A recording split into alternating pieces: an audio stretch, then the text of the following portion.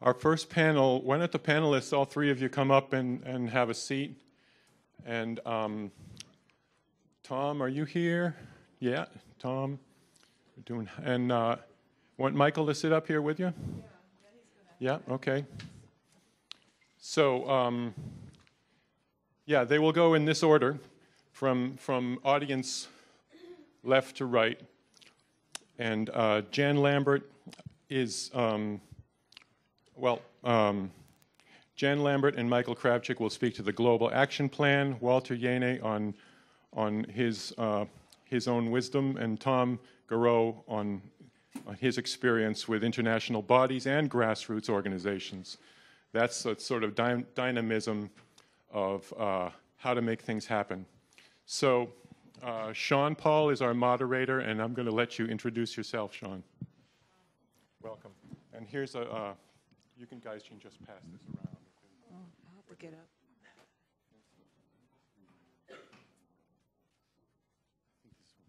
So, good morning, all. I hope you're coming with new energy after a very stimulating day of being together. I'm really, among my roles, I'm here at Tufts University as a research fellow at Global Development Environment Institute. Here at Tufts, as a trained economist, I think passionately about the issues we've been talking about through this conference. And I'm delighted just to facilitate this next group of speakers sharing with us a bit more on looking at policy. What are the policy implications and some of their perspectives and activities around global policy?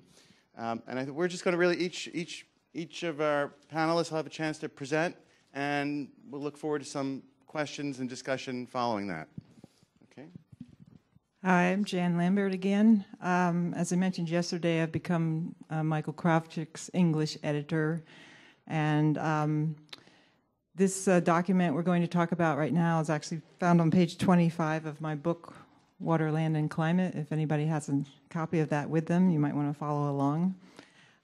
This is based totally on the concepts of the new water paradigm, but this is taking it to the definite action plan level, both at an international down to a local level. Basically, it's called a Global Plan of Climate Restoration of the Small Water Cycles of Regional Landscapes, with a goal of decreasing floods, drought, natural disasters, and other undesirable climate changes, and increasing the biodiversity and production potential of all continents through the introduction of various measures of rainwater retention suitable for all areas of human habitation and usage. The plan is divided into 8 chapters. I need to show the slides. I don't know where the slideshow is. It's the, I don't know. Okay, I'll just get going while you get it up there. It's called Global Action Plan Sunday.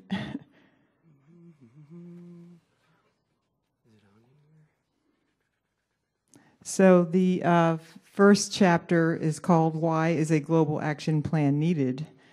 And hopefully we'll get some slides up and we'll show you why it's needed. Here we go. This is a slide answer to. That's to go forward, and that's the laser pointer. Okay. So these are the chapters we're going to go through just briefly. Why is it needed? The background, the objectives, the principles, national action plans, renewal of small water cycles, implementation of the GAP, and macroeconomic benefits. Why is it needed? Here's a really basic reason why it's needed. Urban stormwater runoff is considered to be the norm right now. And we need to change that concept of basically of rainwater being a waste product. Rainwater is perceived as a waste product, as you can see. I took this picture right in a town near me. The stormwater is running straight into the river. Impact of deforestation, agriculture, urbanization. Those are the 3 major impacts on the state of water and small water cycles. And I think we've seen this slide yesterday, so I'll go on. Agricultural lands that are not managed correctly cause a tremendous amount of runoff, among other things, including pollution and loss of soil, which we all know. Forested lands become dehydrated because the trees are cut down, logging roads are put in, the water runs off. Land degradation and dehydration is of global proportions. I think we saw this picture yesterday. This is South Dakota. This is happening all over the world. The distribution of solar energy. This may be the third time we've shown this slide, but it's very important. It shows you how forested, vegetated landscape converts solar energy to latent heat, but in a bare surfaces, it's converted to sensible heat.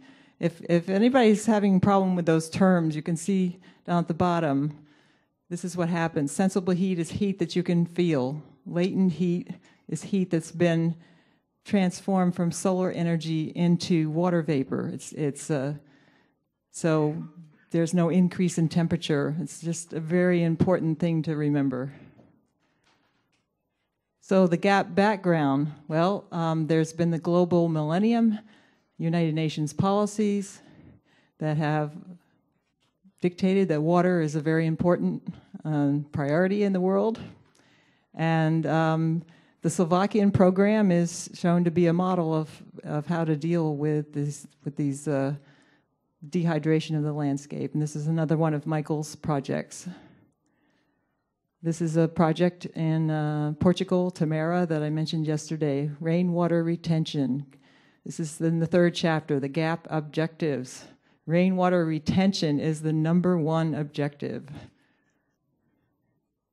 Principles and measures of the GAP, they're based on the renewal of small or short or regional water cycles by implementation of rainwater retention across all kinds of ecosystems. And then again, we're talking forest, agriculture, and urban. The next concept is to take a global action plan and translate it into a national action plan. This is an example of a national action plan that is taking place now. This professor, I forget his name, Mu Young Han, something like that, in South Korea is running this rainwater research station, and he has his students planting urban gardens on top of buildings right in the capital city. Chapter 6 goes into the activation of the GAP, renewal of small water cycles. I believe this is an ongoing project in India, and where they're taking desertified. You see all the swales they've dug in the background there that retain the rainwater that comes so that trees are once more growing. The picture down in the corner is effective management of river basins. There's a need for global financing, which would be implemented on national and regional levels. And this is another way, this is a Slovakian example of how national action plans could employ people in need of employment to do badly needed restoration programs. I will say that one of Michal's heroes is from the President Roosevelt, who did all the restoration work in the 1930s and created a lot of natural areas that we enjoy today. And then, obviously we're getting into economic benefits, mitigating floods, droughts, climate change, increasing water supplies, increasing biodiversity. That is not the total list. That's just a partial list. Far-reaching climatic benefits of transpiration and shading of forests. Going back to my picture yesterday of what's happened in Vietnam, simply by having the peasant farmers plant bamboo, they've restored the climate to a great degree in many areas. This is another project in Slovakia called the Water Forest. The forest was, I believe it was blown down and then it was logged out, and lots of logging roads were put in. And Michal, was this the youth program that?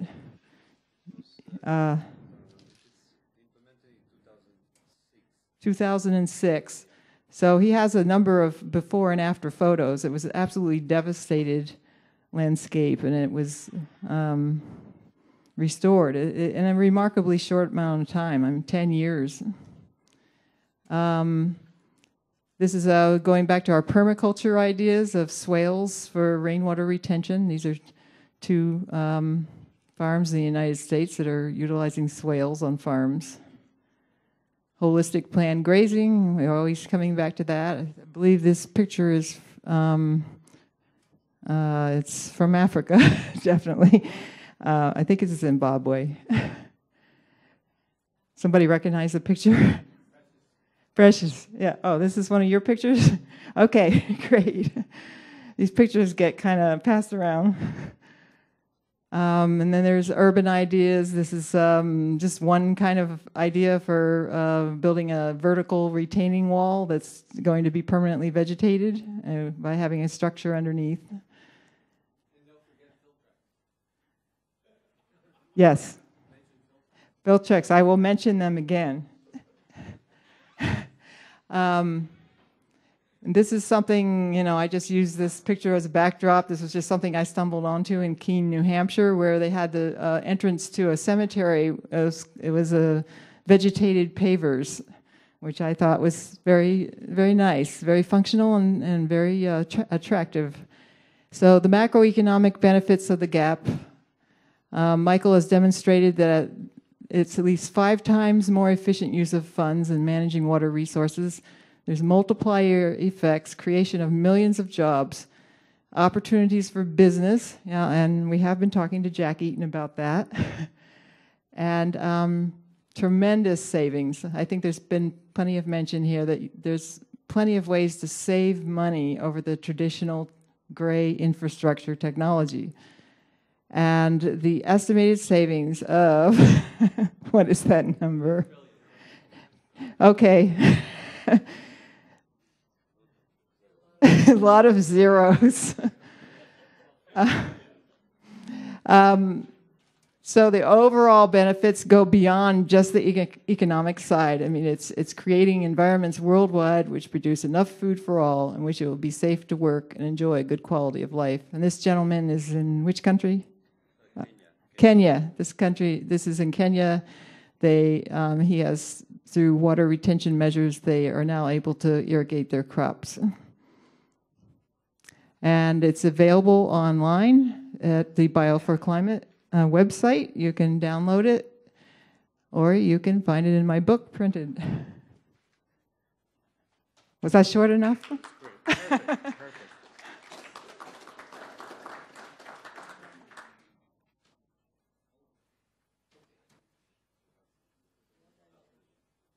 You have time to add something? Yeah, we have time for Michael to add a little bit, since this really reflects the efforts together. Did you mention you wanted to share a bit more about? Yeah. About what we just heard? And it is a global picture which Jane presented, and we need to maybe deeply understand about where is our role, because we have a lot of different associations, ecological restoration groups, NGOs, environmental groups, permaculture groups, rainwater retention groups everywhere, and ecological restoration, like yesterday was presented from Nevada, very nice project. And we need to understand this link between global level and local level. And main principle which we wrote to Global Action Plan, it's we say that it doesn't matter just now what is reason about climate change, but we know that its sea level rise globally is from 2 to 3 millimeters annually. It is not important just now to discuss. It is from expansion of temperature of ocean in water, or to iceberg or desertification process. But important is to understand about this link, because if we know that how much trouble we have on continents with water scarcity, heavy storm, tornado, hurricanes, and so on, and production of sensible heat to atmosphere.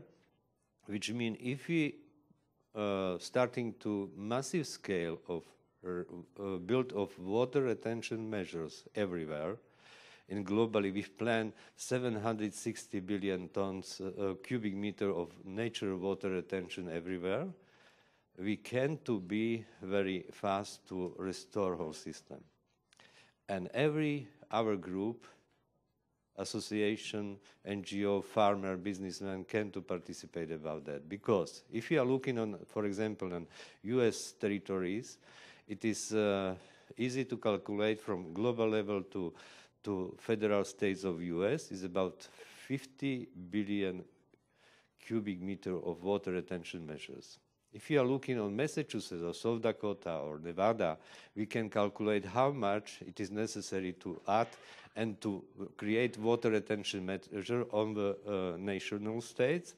And after that, we can to decide how much water retention we need to build on the for example, in my ownership land. If I have, for example, responsible for 1 square kilometer of lands, I can to harvest rainwater to my lands, and from this I know that I decrease of production on sensible heat to atmosphere, I increase of capacity of water sources, biodiversity, and together with contribution for a regional climate system and territorial climate system, continental and global, which means everybody from us can to participate. I am very happy to be here because it's a lot of motivation for me is here. How much people participate about this whole concept, and we can to create this global network for this, and you are a leader for this new innovation solution about this recovery of the climate. It is for me it's very easy to understand because we implemented on the Slovakian society, and in 1 year we add very fast more than 500 community to harvest and to help to make cool effect. And with this very simple idea, like for example, if you are looking about this Rajasthan about Rajendra initiative, which was starting many years ago, it is a great example how this system can to work, because we need to pumping annually about minimum 700 billion cubic meter to small water cycle.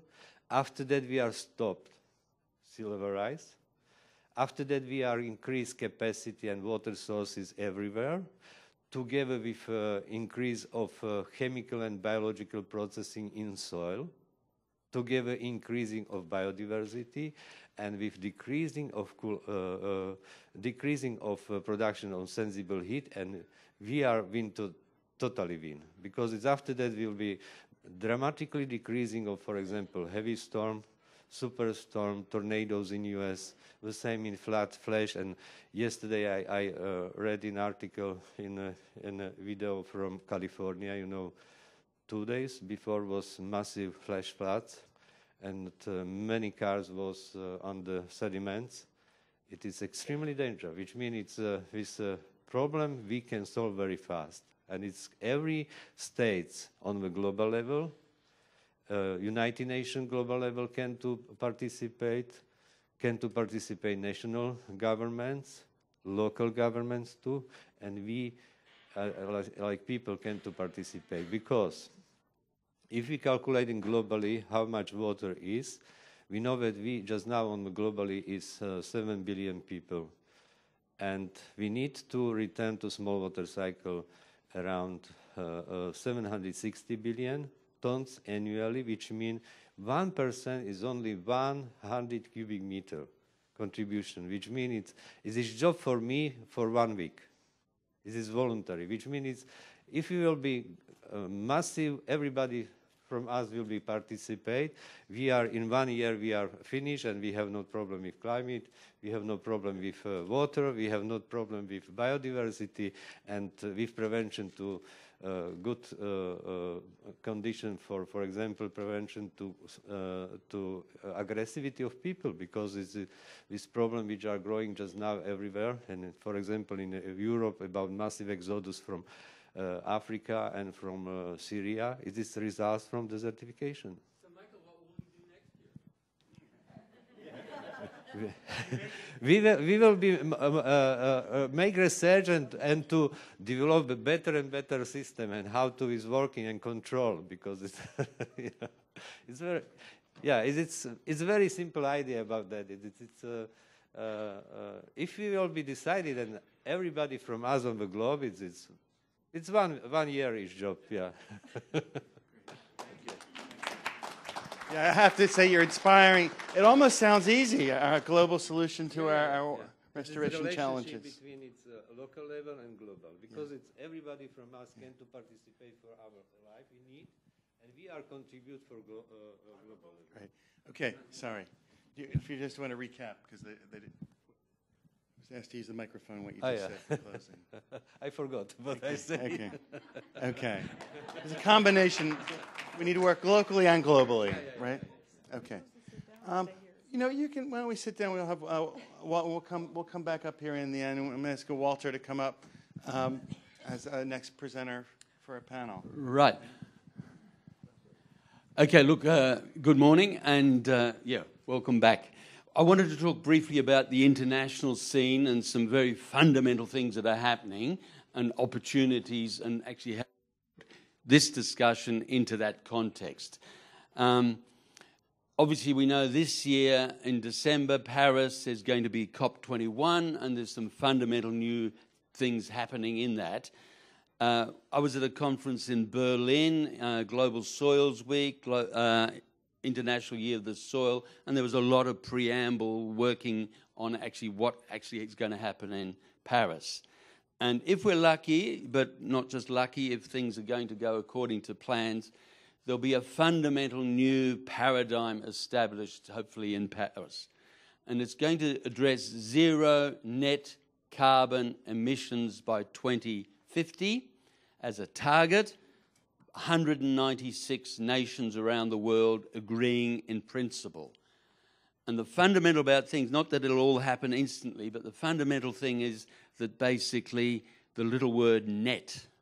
Because once you introduce the concept of net, we then end up the opportunity to say, how do we draw down carbon? How do we biosequester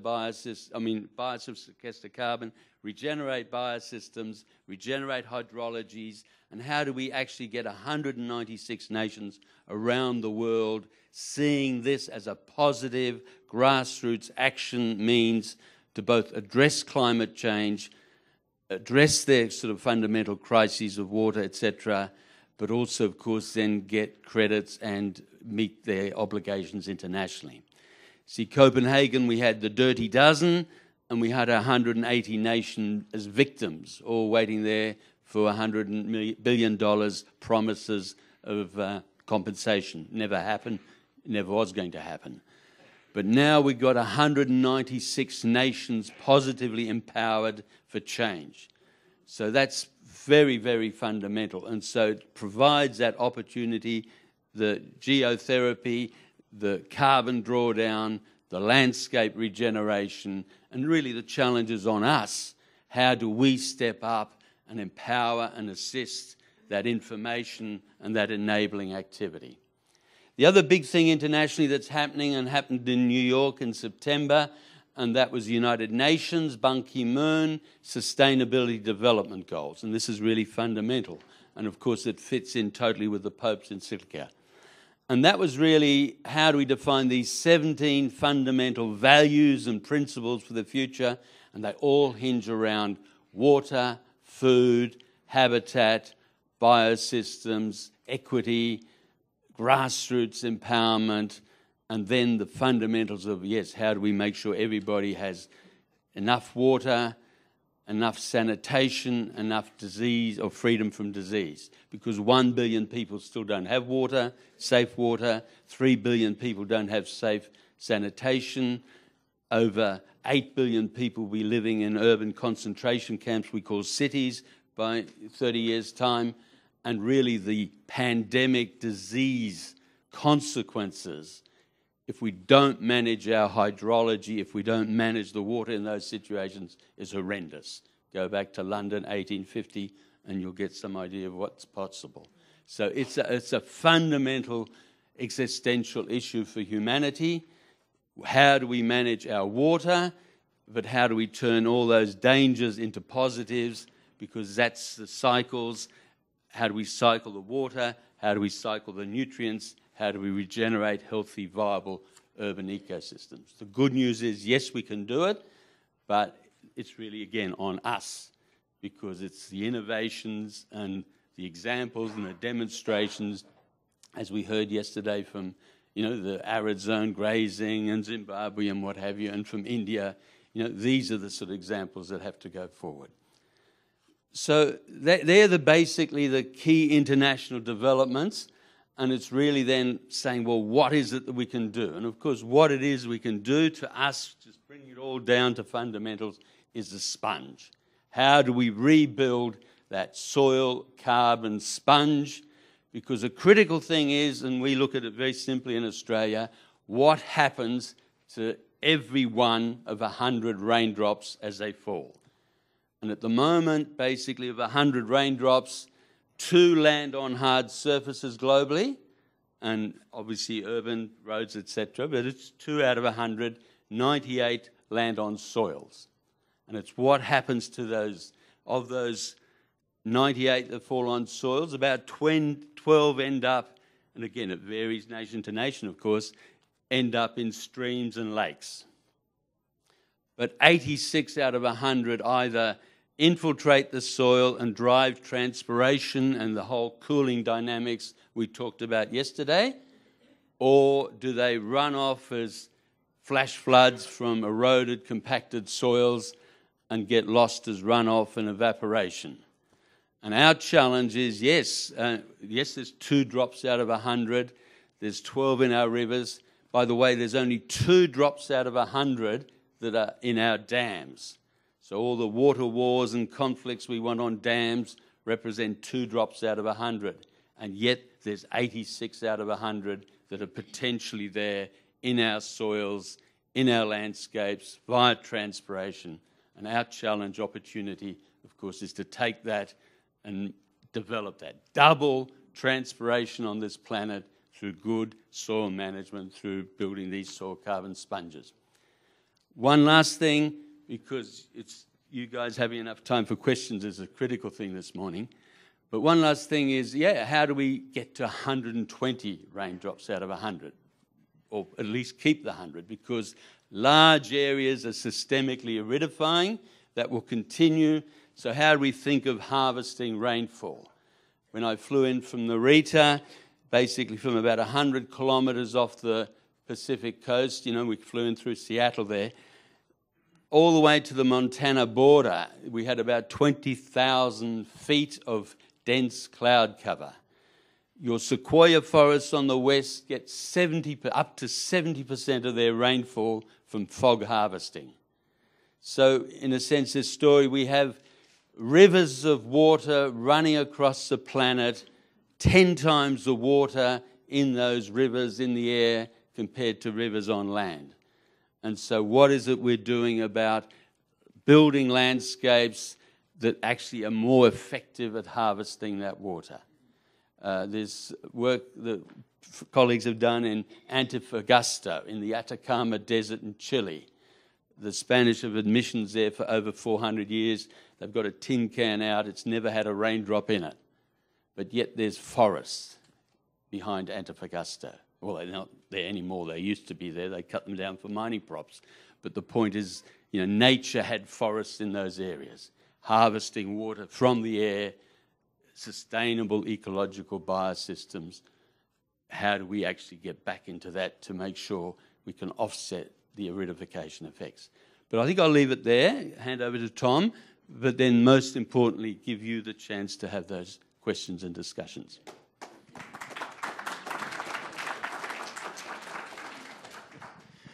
Well, I'd like to see those 198 drops land on leaves and vegetation rather than directly on the soil.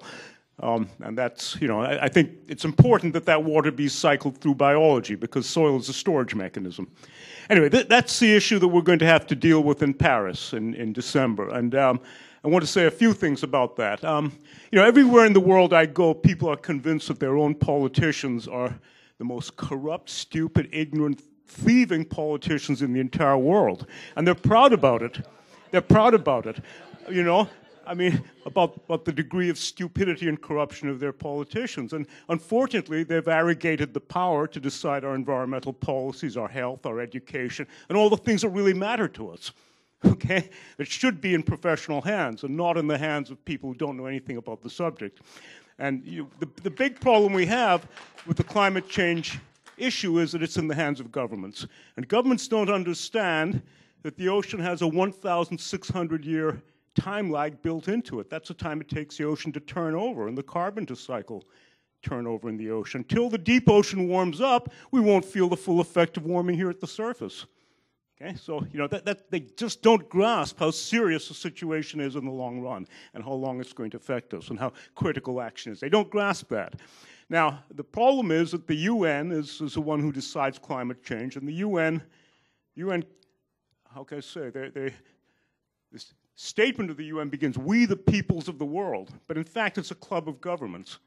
And throughout the entire climate change process, governments, all of them, have been obsessed with one thing, and that's minimizing political, legal, and financial liability. That's what they're obsessed with. They're just trying to avoid having to pay for anything and accept any responsibility and passing it off to anybody else. And they just have been playing this game now for 25 years with the climate change negotiations.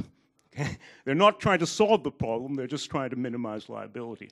And so they've let things really get out of control. They could have done something long ago and they didn't. Now, it happened that when the first draft of the Climate Change Treaty was being written in 1989, I was Senior Scientific Affairs Officer for Global Climate Change and Biodiversity Issues at the UN Center for Science and Technology for Development. And I got, you know, to edit that first draft, and we put into it, and I personally put into it, statements that there should be complete accounting of all greenhouse gas sources and sinks, because without that, you couldn't balance any of them. You had to know what was going in and out everywhere. And that the purpose of the treaty should be, among other things, to protect Earth's most climatically sensitive ecosystems. Okay? Now, we're hearing a lot about how 2 degrees C warming and 350 ppm are acceptable and safe. That's a load of garbage. We're already over the limit of what coral reefs can take, and we're about to lose. We've lost most of the corals already to high temperature, and we're going to lose a lot of the rest in the next year with the El Nino. So, you know, we can't take any more warming. But here they're playing games to allow things to continue because what every government's energy policy is written by their energy industry. They're the ones, even in the poorest countries, they pay the politicians their pocket money to run their election campaigns, okay? And they write the policy. So everyone has been dedicated to maintaining business as usual throughout these conventions, and governments eliminated everything that would have made the treaty be scientifically sound. They eliminated the complete accounting. They simply chose to account for those things they wanted to account for. They had numbers for, you know, fossil fuel consumption, a couple other things. They kind of make up the numbers. A lot of the numbers are really sort of bogus. Okay? They're not really based on measurements. They're based on models that are of dubious validity. So, you know, they're operating in a vacuum. Now, what has happened in Paris that is really important is after 25 years of failure to come to grips with the issue, everyone realizes that they haven't done anything. They've just wasted time and money. The French have finally come up with a proposal that is meaningful and really is a game-changing plan. And that is to include soil in the accounting of carbon, which is what we'd put in the very first place and governments had cut out. And that's a game changer because soil is the only place we can store carbon fast enough to do the job that's needed if we really put our minds to it. It's the only place we can do it. It has all these huge benefits, but the point is it has to include every sector. There are many people who have carbon solutions for agriculture, for pastures. There's half a dozen different methods we can use to increase soil carbon. And we need to use all of them in every ecosystem. But especially important is restoring degraded habitats. The point is we've destroyed half the biota already. We've destroyed half the carbon in the soils we've farmed and cleared. And if we don't put that back, we can't possibly store the excess carbon that's causing the imbalance that is going to affect future generations for hundreds of thousands of years if we don't act. Okay, so soils are the solution. What we need to do is we need to be putting pressure at the grassroots level on all governments to support the French proposal and to make them a lot stronger to be effective. And I think what's going to happen here is that every country, none of them are dealing with it. They're still talking about, oh, well, we're going to put out posters telling people to turn off the lights when they leave the rooms and not turn the air conditioners so low and stuff. They're all playing the same games about, the obvious stuff that everyone knows about saving. Okay, they're talking about, slightly increasing renewables and all that. They're talking about reducing emissions in one scale or another, which can't do the job fast enough in time. We've got to put the carbon in the ground. We've got to restore our soils and ecosystems. We have to do it really quickly. Now, governments are still dealing with the old paradigm, but once they begin to look at the new paradigm, I think almost all of them are going to recognize the advances to their own countries. Okay, the politicians just aren't ready to deal with it. We used to say at the UN that a diplomat is someone who can talk about any subject intelligently for 1 minute, but not for 2. Okay? Okay. Those are the ones making the decisions. They don't really have any competent technical advice. It's really unfortunate. They haven't put their minds to it. But once they see that their own countries could be growing more, they could have green leaves over the soil and covering and protecting the ground. Once they see that and recognize the benefits for their water supply, for their temperature, and all of those things on purely local reasons, I think they're going to jump on board. But they're going to have to take serious prodding and pushing and kicking from grassroots groups like people here. So, we need as I say, a grassroots underground movement, and we need to be very vocal in Paris, very vocal, trying to get governments to do the right thing for once. Thank you.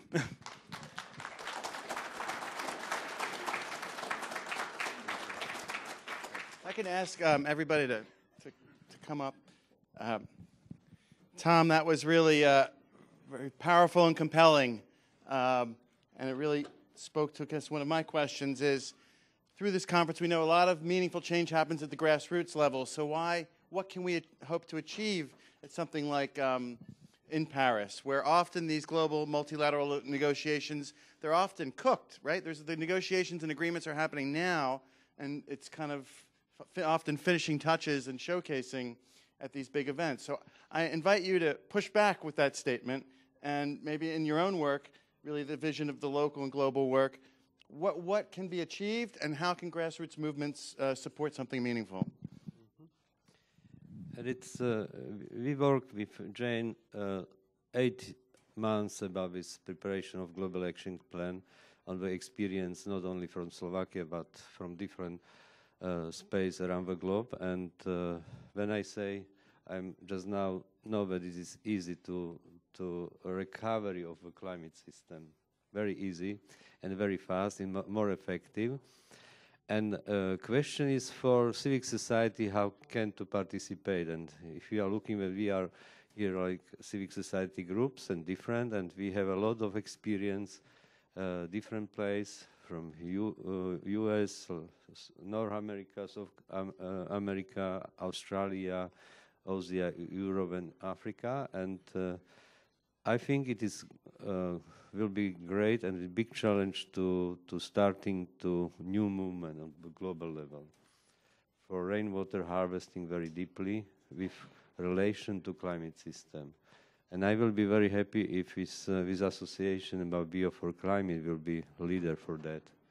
And all groups which are here like in this auditorium can to be this like pioneering everywhere and to spread this information and to be like best practices and invite to another people. I think it's this movement can to grow very fast and help for this. And because we are responsible for that, not only people from United Nations, we are responsible for that too. Thank you. Others want to? I think everybody's gotten the idea now that I'm a collector of information and stories. What I see happening is there's a lot of parallel positive things happening. I mentioned the stormwater green infrastructure sector yesterday. Filtrex is an example of that out in the lobby. And I see things happening. I know like the city of Philadelphia has a tremendous program underway to become a green city. Like I mentioned, in South Korea, they're creating green cities. They're not necessarily doing it because they think it's going to cause a good change in the climate. They're doing it more for adaptation to climate change, but they're doing the kind of things that we've been advocating. And I think this is a really growing group of people, and they're doing it for lots of reasons. I think we've all learned there's many different reasons besides climate to let our water soak into the landscape. I mean, obviously it decreases pollution, and I know up in Vermont there's a tremendous upswell in water programs that are restoring watersheds with the idea of cleaning up the water. So these are all groups that can be encouraged and let them know that what they're doing is even more important than what they think it is. Okay. Okay, well, look. Okay. Well, look, what are we doing about it? In a sense, this is the power of that zero net thing, because once you put a net there, you put actually a value on biosequestration, okay, soils and biosystems. And basically greed will take over, because that's what the whole world's about. And the point is that nations and individual companies will say, how do I get into the net game? And this is so important because that will drive a price on carbon. Because the minute you have a price on carbon, the minute you have a net actually, and then yes, I can capture positive value by increasing my net, I need to put a price on it. There will be a price. And actually, this is a big thing where the corporate world has gone way ahead of us. 36 of the largest global companies, many of them from the States, I don't want to name them all, have already done that. They put an internal price on carbon in their internal accounting up to $63 per ton of carbon. And they need to do that, and they have done it because that drives innovation. Because until you price competitive advantage, you can't actually drive that innovation. And so we're going to see that happening globally. Because the minute the net is there, then people will say, yes, how do we get into that credit game? How do we get into offsets? Now, I agree fully with Tom. We're going to have to be very vigilant to make sure that this is not just more bullshit, no more fudge and what have you, false accounting.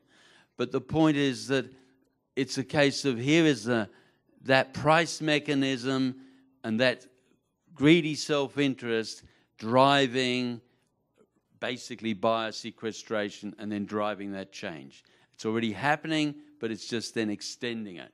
We certainly have to say, look, here are the methods, here's the information, but also here is, in a sense, the veracity on the system. How do we make sure it doesn't get rorted yet again? Thanks, Walter. It's very hard to know what the real price of carbon is, and the numbers we have are artifacts. The Europeans tried to set up a carbon market, and they began by giving away pollution permits free to the biggest polluters, and they issued so many of them that the price of pollution collapsed to nothing, and it was essentially became a free good. So it's exactly an example of how not to do it. To me, the real cost is the real cost of removing the carbon, what it costs the farmer, the forester, the landscape restorationist, the person who's restoring wetlands and putting the carbon in the ground. They should be paid according to the amount of carbon they sequester, and whatever carbon taxes are should reflect that real cost as directly as possible from the polluter, the person who puts the CO2 into the atmosphere, to the person who's removing it. Now, it should be a very simple concept. It should be as direct as possible because that'll minimize the administrative costs. Unfortunately, politicians and economists have a very different view of a tax. They think a tax is a punitive measure to reduce consumption, and you need to be brutally high with taxes to reduce consumption to the level that's needed. Okay? And as I say, we have to be paying for the sinks in order to have the effect we need. So the result is that the people who are proposing that kind of carbon tax are proposing something that is will really reduce everyone's standard of living, that make energy very expensive. It wouldn't reflect the real cost of removal. And worse, the politicians would steal the money to spend on stadiums named after dead politicians, or more toys for the boys, or whatever it is they spend the money on. So, what we need to make sure is that the money goes directly towards a solution. And that's something, governments are just looking for money. They're looking for any way to get this money. One of the big proposals, for instance, was RED, reducing emissions from deforestation and degradation. And the idea was to pay poor countries not to cut down their forests after the rich countries had already destroyed all of theirs. Now, and the point is that most of those remaining forests are on indigenous lands. The Indians that I work with in Central America are all opposed to RED because they think it's a plot by their government to steal their land and the money that goes with it. So they won't have anything to do with RED. Okay. Now, anyway, so it's a complicated issue. So we need to make sure it's done honestly and transparently, and that's where bottom-up pressure is needed. The problem at the UN is no one's listening, but people presenting all kinds of solutions like this, no one's really listening. Only governments can propose. And I think if you want the new water paradigm to move forward, Michael, and I hope it really is essential that you do, you've got to get the Slovak government to stand up and propose that at the national level, because the only way you get your foot in the door. And we need to be pressuring governments very effectively to do the right thing. Thank you. Okay. What I'm going to do is go around, we're going to maybe 3 or 4 questions, so we can hear from 3 or 4 people, and then we're going to wrap up, maybe go a little over the hour, and people can respond to that, and I'm just going to run around so we can, okay. So, this is on? Yeah. So, I work here in New England a lot, and I think in the 15, 20 years that I've been working in this industry, in the stormwater industry, when I started here, it was all about cost and what all of this cost. But I think there is a change that's starting to happen and people looking at the value of what it costs. Because we've heard here a lot today about some of these infrastructure things and things that we can do that actually save money in the long run. And I don't think there's enough emphasis put on that portion of it. But I think that that is starting to change. You look at the conversation earlier, yesterday with changing grazing practices and the great things that can be done with that. That isn't a lot of cost, correct me if I'm wrong, but compared with the value that you get out of it. And I think we got to start putting a lot more emphasis on that. And I was just wondering what you had to say, about that nationally and internationally. So putting an emphasis on cost savings. On the value of the money that you spent. Putting a value on the savings and the money that you spent locally or globally. So if we can get brief comments and brief questions, I think it'll help us. Thanks. Yes, hi. Michael, especially I appreciated your emphasis on restoring and holding on to retaining water in order to restore ecosystems and habitat and to get that transpiration going. Right here under our very nose, within a mile of Tufts, we have a very, very contaminated watershed that just got the front page of the Watershed Association's newsletter showing an extended hotspot area that just received a US EPA D- for the watershed, which is only boatable 33% of the time. It's one of the worst in Massachusetts.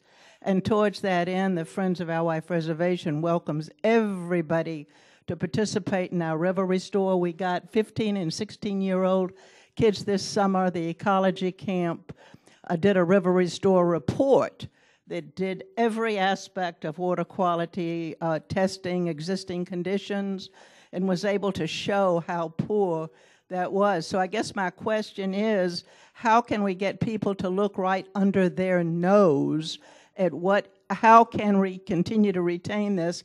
We have 2 experimental plots going on near here that we just got a permit for seeding and soil improvement. So how do we get people to think a little more locally? I guess that's my question. Thank you. Okay, I'm going to do two more. Sorry, can't be everybody. Hi, thanks. So I'm a member of the Boston Climate Action Network group in Boston, and we've been doing this thing when we were turned on to it by local people here in Somerville of depaving. having de-paving parties in different neighborhoods. So many people, especially in the Boston area, I'm sure all over, pave everything so that they have parking or they don't have to deal with grass or something.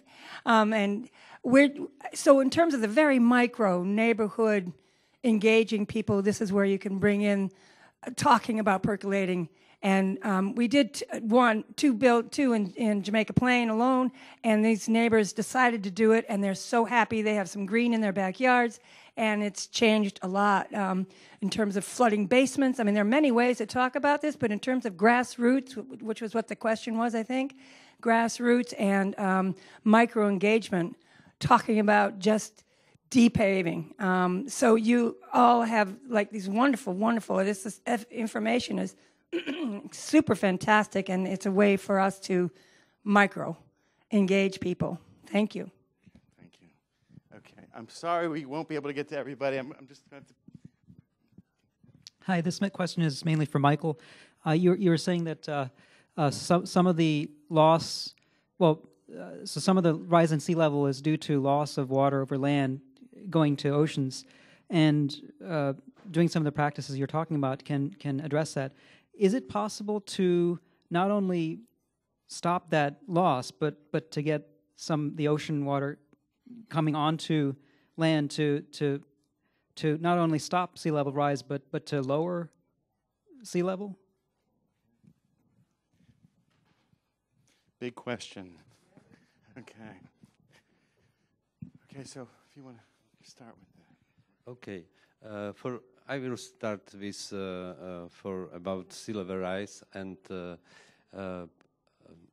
it is very important for understanding. It is 1 cubic meter of water holding, like space, water retention space, return in every raining water to small water cycle, which means it's like pumping to system, which means if you are creating globally minimum 700 billion cubic meter of natural water retention measures, doesn't matter if it's forest, agriculture, urban zone, we are, I'm sure we are returned to small water cycle annually minimum 700 billion tons.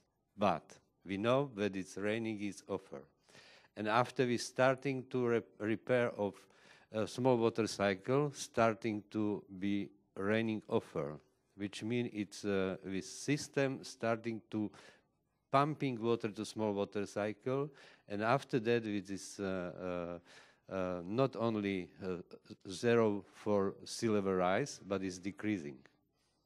I'm sure, because it's we can to make in laboratorium, if you like it, it's a challenge for research. How is working system about this energy, water retention space together with soil, vegetation, how is pumping, and it's this is important to understand because it's for example in 1 square meter in Boston zone, in sealing space, in urban, in paving, annually lost I think maybe 700 liter per square meter, which means after 10 years is 7 cubic meter.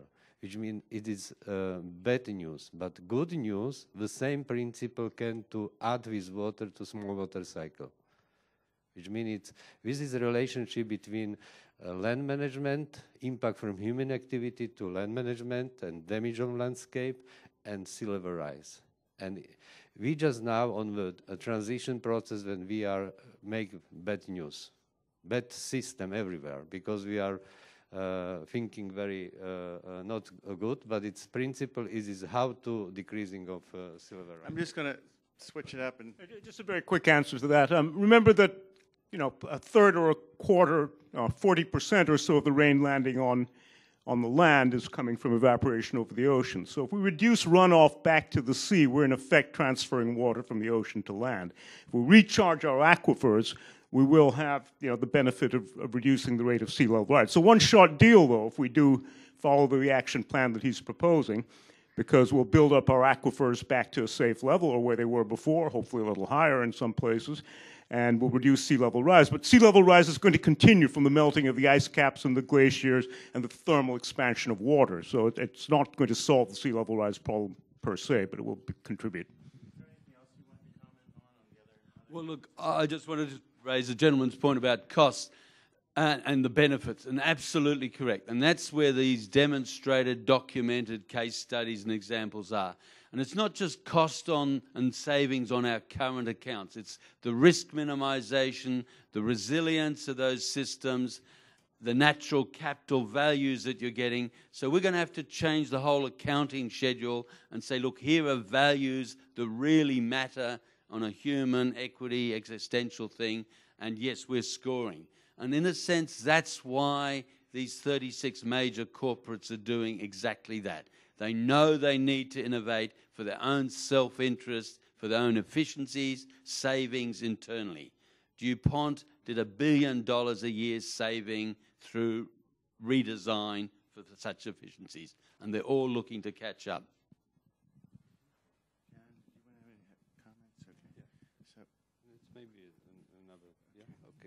And it's and last sentence about this repayment of space, and it is necessary to on the local government to implement new law, and everybody who is ownership of lands are responsible for rainwater, and after that you are build like green roofs, rainwater tanks, and recycling water and so on, because usually on the industry, water supply industry, you are connected to water supply and wastewater treatment, and after that it's water, not only wastewater flowing down, runoff out, but rainwater too. And it is necessary to change whole concept about this rainwater management system in urban zones. It's very important. Okay. I think with that, we're going to close the panel. I know there are more questions and comments. I'm hopeful we'll have time with different panelists here to ask those questions or share those comments. But I just want to thank you all and